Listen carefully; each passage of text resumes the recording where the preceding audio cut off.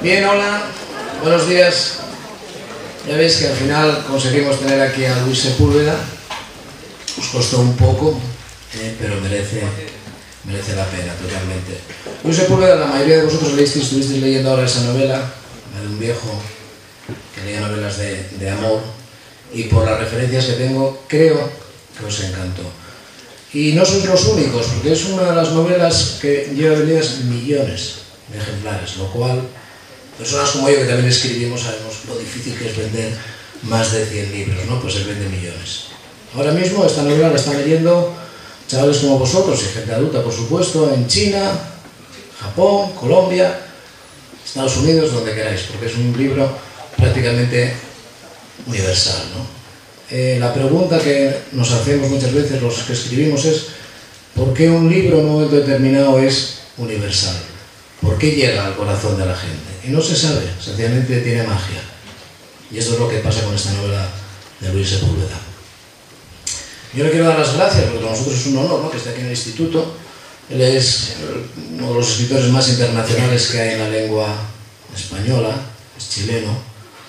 Y no solamente escribe, sino que es a veces llama un terrorista cultural, dinamizador absoluto. Es una persona que no solamente escribe libros, novelas como la que leísteis, sino que escribe también libros juveniles.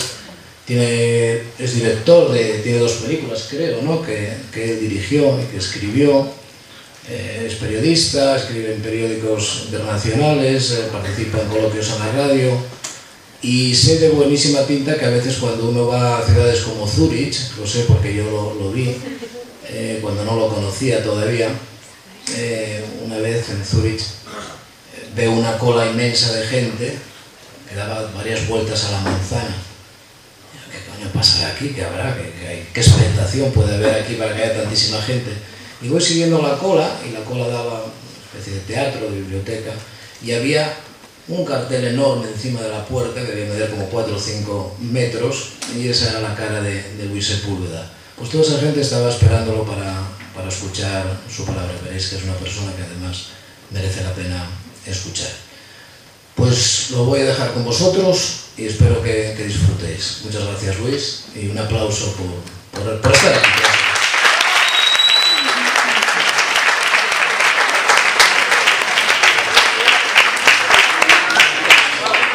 Hola, como bien ha dicho Miguel, fue difícil llegar hasta aquí, sin embargo, de que vivo muy cerca, vivo en Gijón, y hoy día casi no llego, porque veníamos saliendo de Gijón con mi esposa, y justo ahí frente al Molinón, un tipo se me estampó con el auto por detrás, paja, y dije, de nuevo no llegamos, se había ido. Y bueno, gracias por haber leído, por lo menos uno de mis libros, es la historia de ese viejo que leía novelas de amor. Y me gustaría deciros algo al respecto. Al margen del cariño que le tengo a ese libro, que fue un libro de escritura bastante feliz y al mismo tiempo difícil, es decir, que son 2 complementos que suelen acompañar un buen resultado literario, ¿no? Cuando la escritura es solamente feliz, puede resultar un libro que le guste mucho al autor, pero que le guste a los demás es harina de otro costal. Y cuando la escritura es solamente difícil, bueno, es muy posible que el resultado no le guste ni al autor ni a los demás. En la literatura siempre ha de haber un equilibrio, siempre ha de haber una suerte de dosis muy bien medida de todos aquellos elementos que componen el verbo vivir, que integran y que hacen posible y que hacen bello y que hacen un desafío de ese verbo tan formidable como es el verbo vivir. Yo nunca pensé que iba a escribir un libro como un viejo que leía novelas de amor. No estaba en mis planes cuando me enamoré de la literatura, cuando empecé a escribir, y empecé a escribir muy joven. Empecé a escribir incluso por un castigo, porque tuve la suerte de tener profesores casi tan buenos como Miguel Rojo, que se preocupaban realmente de estimular el acercamiento de los jóvenes al libro. Yo estudiaba en un instituto de Santiago de Chile llamado Instituto Nacional, que era público, laico, gratuito, y que tenía una característica y era un examen de admisión bastante exigente, porque sin ser un instituto de élite, sin embargo, había muchos jóvenes chilenos que querían estudiar en ese instituto. El director se encargaba de recordarnos todos los lunes por qué éramos un instituto importante, y era porque de cada 10 expresidentes de la República de Chile, 9 eran ex alumnos del Instituto Nacional. Entonces, eso nos daba una suerte de pedigrí muy grande, ¿no? De aquí va a salir la nomenclatura que va a dirigir este país más tarde, en fin. Y yo era un estudiante del montón, ni muy brillante ni muy bestia, porque no me gustaba complicarme excesivamente la vida. Y asistía a las clases obligatorias, porque había que ir, y a las clases optativas trataba de sacarle el bulto a las mayores que podía, o elegía las que me parecían más livianitas. Una de las clases optativas que teníamos era Historia del Arte, Historia Universal del Arte. Y esa clase la daba un profesor que tenía una facultad muy especial, y es que hacía dormir a los alumnos a los 5 minutos de empezar la clase. A los 5 minutos estábamos todos roncando realmente. Y además tenía una voz muy agradable, entonces se dormía muy bien. Y alzaba la voz más o menos en el minuto 43 para decir: muchachos, despertad, que se acabó la clase, no, eso era de salir. A esa clase de Historia Universal del Arte íbamos 4 gatos. Pero un día llegó una profesora nueva a hacer Historia del Arte, la inolvidable señora Camacho, que era muy joven, venía saliendo fresquita del Instituto Pedagógico de la Universidad de Chile con su título de maestra, de profesora de Historia del Arte. Era guapísima y usaba unas minifaldas que le abrigaban la garganta, más o menos, mínimas. Y nosotros, los alumnos, porque era un instituto de chicos, empezamos a asistir masivamente a las clases de Historia del Arte. Antes iban 4 gatos, y desde que empezó la señora Camacho, bueno, el aula estaba llena. Hubo que usar incluso el aula magna para hacer clases de Historia del Arte. El interés de los alumnos por aprender Historia del Arte era una cosa asombrosa. Nadie se dormía. Nos dábamos puñaladas por sentarnos en la primera fila. Y un día un amigo, un compañero, que era el típico tipo que en todas las escuelas, en todas las clases siempre ha existido, que tiene una habilidad especial para los negocios, y este era un tío gordito y que siempre andaba vendiendo cosas, ¿no? Tenía una caja de cartón, una caja de zapatos, y ahí vendía gomas de borrar o gominolas de comer, bolígrafos, lo que fuera, lo que hiciera falta, clips, etc. Y en las épocas previas a los exámenes vendía apuntes con las materias que había que estudiar más rigurosamente. Tenía un talento para los negocios, así, había nacido con eso. Y ese gordito se me acercó y me dijo: oye, yo sé que tú escribes, he leído cosas tuyas en la revista del instituto, te propongo un negocio. Y le dije: ¿qué negocio? Mira, me dice, como tú te habrás dado cuenta, todo el instituto va a las clases de Historia del Arte desde que llegó la profesora nueva, la señora Camacho. Me dijo: sí, sí. Escribe una historia sobre la señora Camacho. Y yo, muy ingenuo, le digo: sí, pero ¿qué clase de historia? Y aquel gordito canalla me dijo: una historia picante. Y yo digo: ¿pero qué tan picante? Bien picante. Bueno. Y así, y no me avergüenza decirlo porque de alguna manera hay que empezar las cosas en la vida, yo escribí una historia en la máquina de escribir de mi padre, ¿no?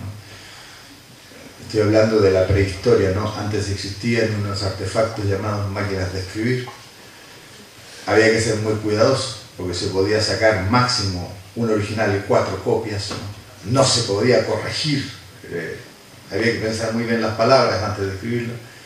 Escribí en esa máquina de escribir una historia que se llamó, una historia de 2 páginas, que se llamó Las noches locas de la señora Camacho. Y esa original y las 4 copias se le entregué al gordito. Y el gordito las alquilaba. Media hora de lectura, digamos en dinero de hoy, 1 euro. Y esa historia se transformó en un bestseller en el instituto. No había ni un alumno que no la hubiese alquilado para leerla. Llegó el momento de repartir las ganancias y el gordito me dijo, bueno, nos ha ido muy bien, 30% para ti, 70% para mí. Yo le dije, pero ¿por qué si yo soy el autor? Y él le dijo, pero yo soy tu editor. Y las cosas no han cambiado hasta ahora, la relación es peor incluso que los editores.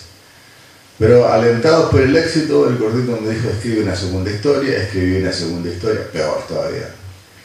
Y esa segunda historia llegó a manos del inspector general, que me llamó.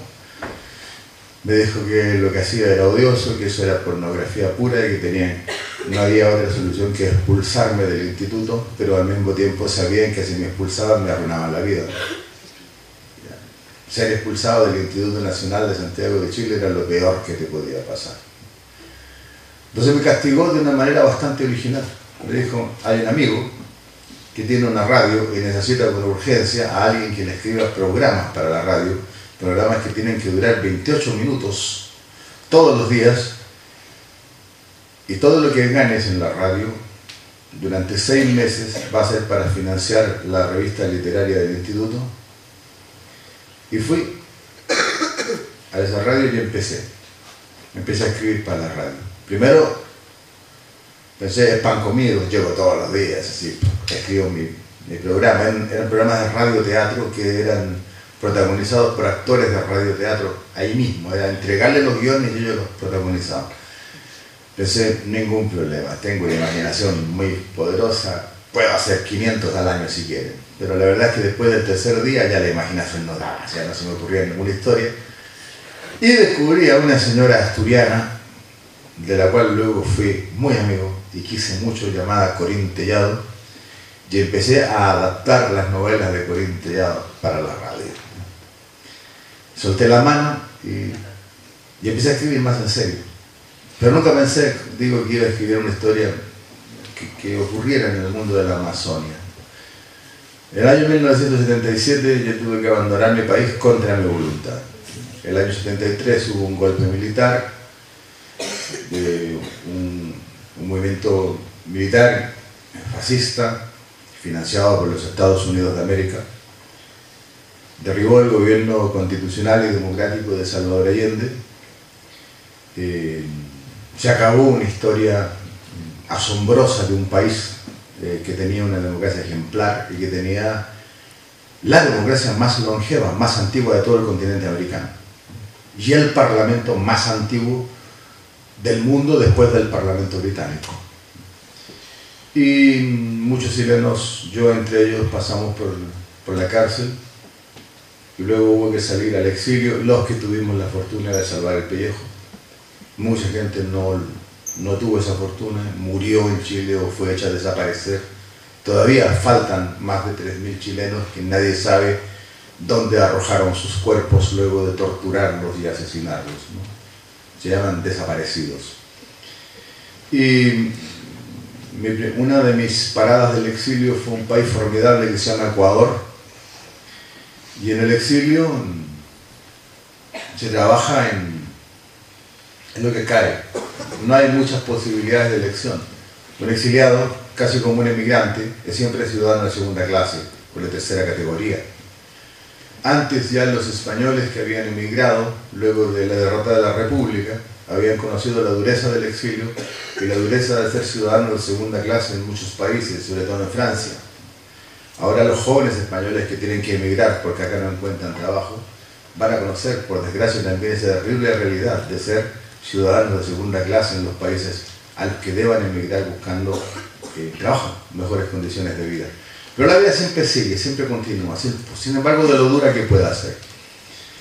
Y una vez ahí en la capital del Ecuador, en Quito, me dijeron si quería reemplazar a un antropólogo que se había enfermado para una expedición patrocinada por la UNESCO al territorio amazónico, y una expedición que tenía un fin más o menos científico, y era determinar el impacto de la presencia blanca entre los Shuar, que son una etnia con muy mala prensa. Los acusaron sin grandes fundamentos de ser crueles y que practicaban el deporte de cortarle la cabeza por un quítame estas pajas a cualquiera y reducirla a lo que no es verdad. Lo hacen sí, pero en situaciones muy especiales. Y eso, de que eran salvajes, bárbaros, crueles, que vivían en una especie de estado más cercano al estado animal que al estado de los seres humanos. Y acepté, y tuve la ocasión de convivir con esa gente, entre esa gente, compartiendo su cultura, sus tradiciones, durante 7 meses. La expedición fracasó a la semana de partir, porque yo me encargué de que fracasara, porque descubrí que era una canallada. En el fondo íbamos a hacer un censo para saber cuántos indios había y cómo echarlos de donde vivían de la mejor manera posible, porque vivían debajo de un pozo de petróleo, de un pozo de petróleo. Había mucho petróleo en ese lugar de la Amazonía, pero sacarlo es poco rentable. Pero en aquel tiempo no pensaban en esas dificultades de cómo sacarlo. Lo cierto es que había petróleo ahí. Incluso más tarde inventaron una guerra entre Ecuador y Perú, justamente en aquella región, para ver cuál de los dos países o cuál de las dos compañías petroleras, la Texaco Gulf Company por parte del Ecuador y Shell por parte del Perú, se quedaba con esa enorme riqueza. Bueno, cuando descubrí de qué se trataba no me gustó y me dediqué a hacer un sabotaje muy rápido y que fue muy simple. Todos los días teníamos que hervir el agua que bebíamos, y el agua se hervía haciendo fuego con unas pastillas de parafina sólida, y al agua se le agregaba además una pastilla de hipoclorito de sodio concentrado. Un día cambié las pastillas, ¿no? Eché al agua la pastilla de parafina y eso provocó una disentería enorme entre todos los participantes en la expedición. La expedición fracasó y yo decidí quedarme. Era la única oportunidad que iba a tener en la vida de conocer la selva desde dentro. Y me quedé, estuve 7 meses ahí. Primero fue una sensación de soledad bastante extraña. La selva no es un paraíso, la selva amazónica no es un paraíso, es un mundo violento, de violencia constante. La regla, la ley de vida es comer y ser comido. Es lo más lejano a la idea idílica, ¿no?, de las plantas bonitas, la vegetación exuberante, ¿no? Todo se está moviendo constantemente. La vida es una explosión casi imposible de contar. Si nosotros pensamos que si salimos acá a la tierra en Villaviciosa y ponemos un pie sobre la tierra asturiana, vamos a estar pisando más o menos entre 16 y 32 formas de vida, orgánica y microorgánica. Y si en la selva amazónica salimos también a la tierra, ponemos un pie encima y tenemos un pie de tamaño normal, digamos entre 36 y 45, vamos a estar pisando más de 2000 formas de vida microorgánica. Es una explosión de vida enorme, ¿no? Y repito, la ley es comer y ser comido. Y estuve ahí un mes, realmente una soledad absoluta, hasta que los Shuar empezaron a dejarse ver. Me dejaban primero comida, pero eran invisibles, nunca los vi durante un mes, pero me dejaban de beber y de comer. Había un sentimiento de piedad con un tío blanco que se había quedado solo ahí. Sentían una gran curiosidad por qué se quedó, qué diablos quiere. Pero al mes se dejaron ver, aceptaron que yo me acercara a ellos hasta una distancia muy prudente, digamos unos 5 metros, ahí me paraban. Y más tarde entendí por qué. Tenían mucho miedo de que yo fuera portador de enfermedades que para nosotros no tienen ninguna importancia. tosferina, gripe, viruela, varicela. Nosotros la superamos ya con vacunas, pero entre las poblaciones amazónicas un simple resfrío puede causar una mortandad enorme. Y su mecanismo inmunológico de autodefensa es diferente al nuestro. No ha conocido la intromisión de agentes extraños que hemos conocido nosotros, que hasta nos hemos hecho autoinmunes a algunas cosas, ¿no? Aún no han conocido aquello. Pero luego el acercamiento ya se fue dando y me invitaron a vivir con ellos, a compartir sus casas, su comida, su forma de vivir, su lengua. Y realmente me asombraba mucho verlos todas las tardes juntarse junto a un río a hacer algo que es lo más antiguo que se ha hecho en la historia de la humanidad, y que es contarse cómo fue el día. Una costumbre que, por desgracia, en nuestro mundo se va perdiendo, porque tendemos hoy día, o se tiende, mejor dicho, no quiero meterme en eso, porque creo que mantengo una conducta diferente. ¿Entendéis el significado de la palabra onanismo? No tiene que ver solamente con masturbación, ¿no? Ni con el autoproporcionarse placer solo, no. Pero nuestra cultura, sobre todo occidental, hoy tiende hacia una forma onanista de enfrentar la vida. Hay millones y millones de hombres y mujeres, de todas las edades, que en lugar de compartir eso tan bello que es decir, oiga, venga, vamos a tomarnos una caña y nos vamos a contar cómo nos fue hoy día, qué hicimos, prefieren encerrarse frente al ordenador a jugar un juego contra ellos mismos, solos, o a jugar con presencias que son virtuales, que no son reales, que no pueden oler, tocar, palpar, sentir, querer, odiar. Y esa gente no conocía esa forma odiosa de relacionarse con la vida, y para ellos lo más importante era reunirse al atardecer a contarse cómo había sido el día. Y eso es natural de todas las culturas.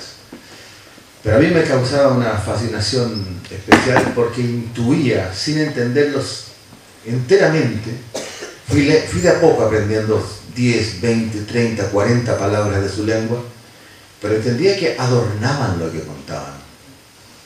O sea, estaban haciendo literatura. Se contaban el día mejor que como había sido. O las cosas terribles que les habían pasado, las contaban peor que como habían sido. Es decir, le estaban otorgando a la realidad la capacidad de ser modificada por eso tan hermoso que es el ingenio humano. Y fui muy feliz el día en que pude participar, que pude también levantar una mano y decir, yo también quiero contar cómo fue mi día, que no había sido tan intenso como el de ellos, pero había sido. Y cuando salí de ahí, luego de 7 meses, salí con la idea de escribir algo, no sabía qué.